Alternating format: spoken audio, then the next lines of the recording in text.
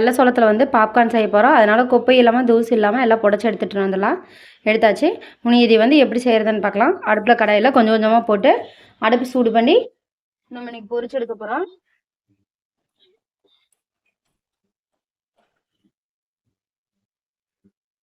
இந்த மாதிரி பொரிச்சு எடுத்துடலாம்.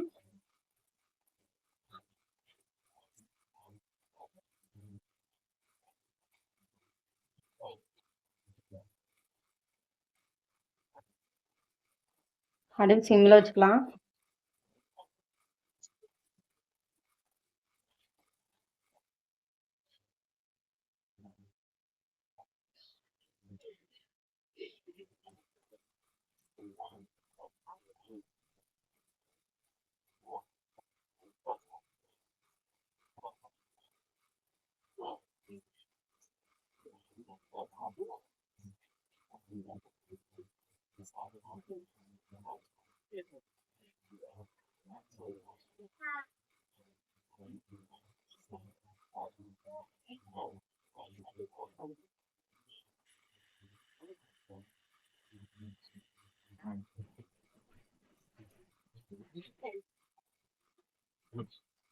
இப்போ மீடியம் ஹை ஃப்ளேமில் வச்சுருக்கேன்.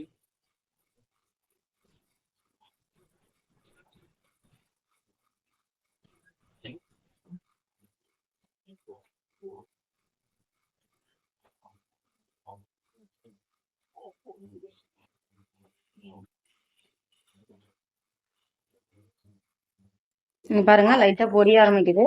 இதில் நம்ம மூடி போட்டு வச்சலாம். இந்த லைட்டாக பாப்கார்ன் வந்து பொரியுது, நல்லா தெரிக்குது. அடுப்பு சிம்மில் தான் இருக்கு.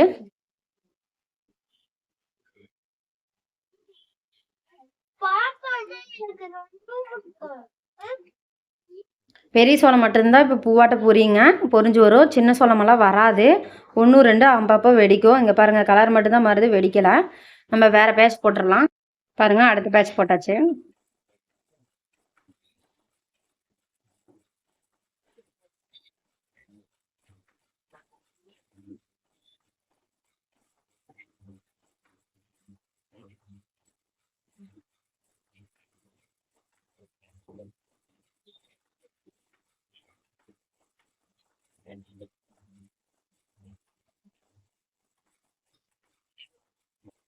இப்போ கிளறி விட்டுட்டே இருந்தால் மட்டும்தான் அடியே தீயாமல் வரும்.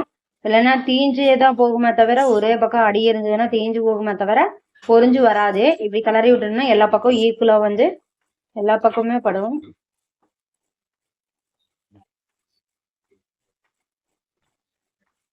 பாருங்க லைட்டாக பொரிஞ்சு வருது பாருங்க.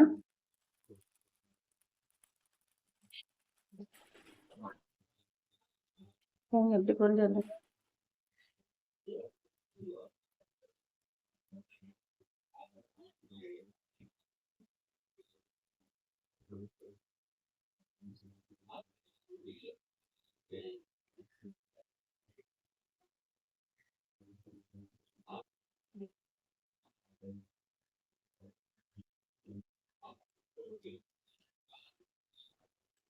எடுத்துடலாம்.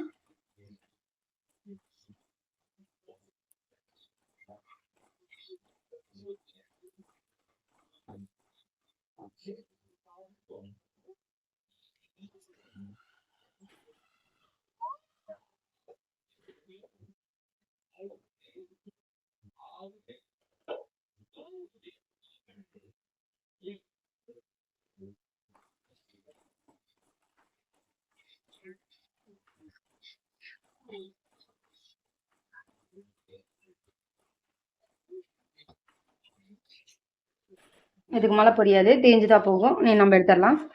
அடுப்பு சிம்மில் தான் இருக்குது. ஃபஸ்ட் தடவை போட்டதை விட இந்த தடவை நல்லா பொரிஞ்சுக்குது பாருங்க.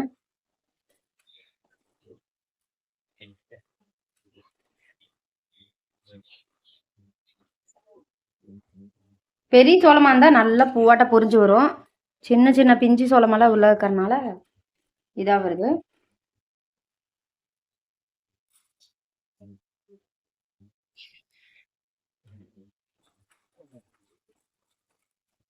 பாருங்க பாப்கார்ன் எப்படி பொரிச்சு வருதுன்னு.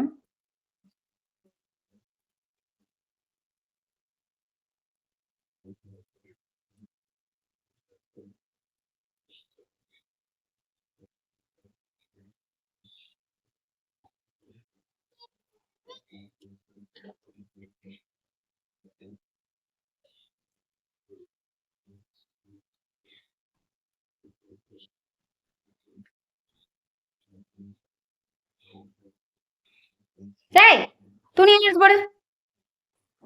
இங்க பாருங்க எந்த அளவுக்கு பொரிஞ்சு வருதுன்னு. இன்னும் பொரியுது. கலந்து விடலாம்.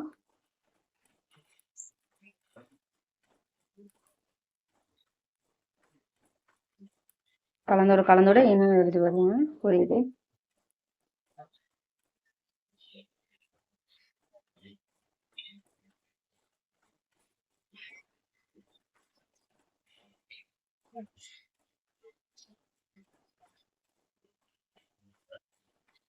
பாப்கார்ன் செய்யறேன்னா நம்ம பெரிய சோளம்னு கேட்டோம்னா தருவாங்க. அதுக்கு தகுந்த மாதிரி வாங்கிக்கலாம். நான் வந்து சின்ன சோளத்தில் தான் போட்டு இப்போ காட்டியிருக்கேன்.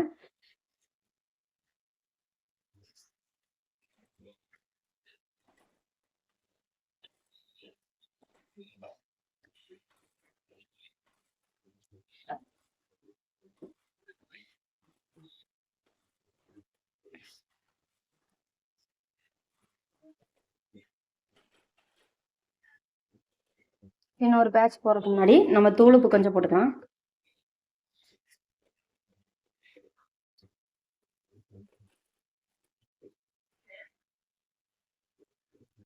ஒரு கைப்பிடி சோளம் வரலாம்.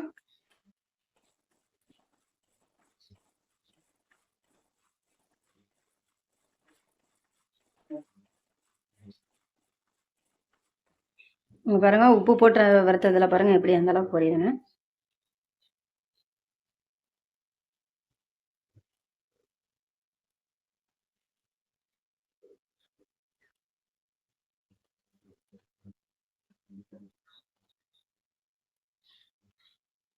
பொடி அடுப்பு சிம்மில் வச்சுக்கோங்க.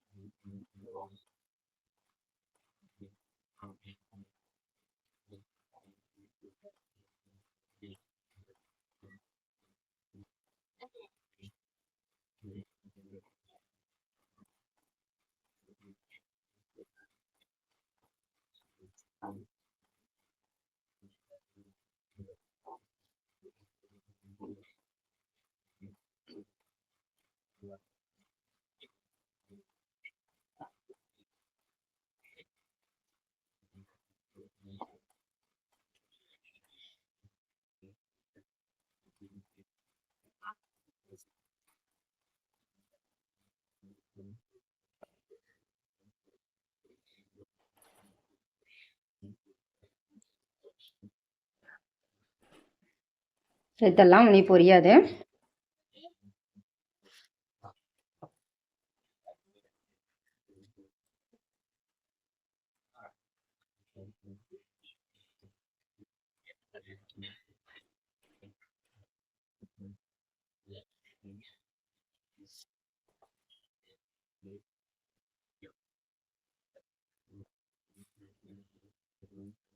இன்னும் ஒரு பேட்ச் இருக்குது.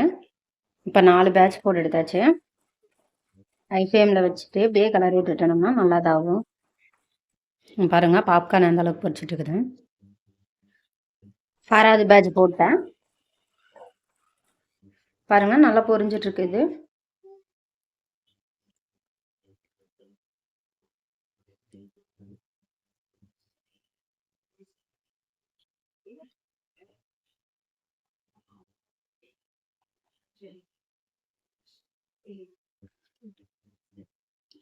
பாருங்க பாப்கார்ன் எந்த அளவுக்கு ரெடியாக இருக்கு. நம்ம இதில் கொட்டிக்கலாம். அடுத்தடியில் உனக்கு கலக்கணும்ல.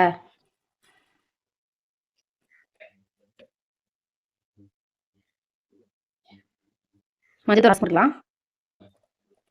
அரை ஸ்பூன், அரை ஸ்பூனுக்கு கொஞ்சம் அதிகமாக இருக்கும். அரை ஸ்பூன் உப்பு,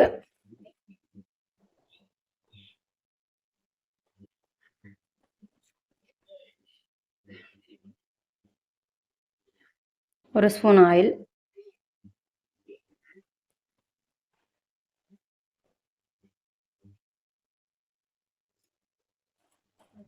இதே நல்லா இருக்கும். அப்படி இல்லைன்னா காரமாக வேணும்னா காரமாக இது பண்ணிக்கோங்க.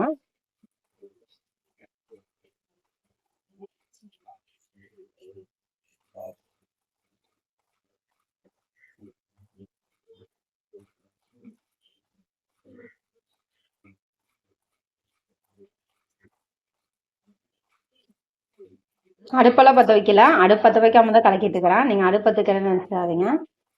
பாருங்க அடுப்பில் எரியல, நல்ல மணமாக இருக்குது. நம்ம எடுத்த பாப்கார்ன் லைட்டாக சூடாக தானே இருக்குது. அதுலேயே வந்து கடாயே சூடாக்கிறதுனால அதுலேயே பிடிக்கும்.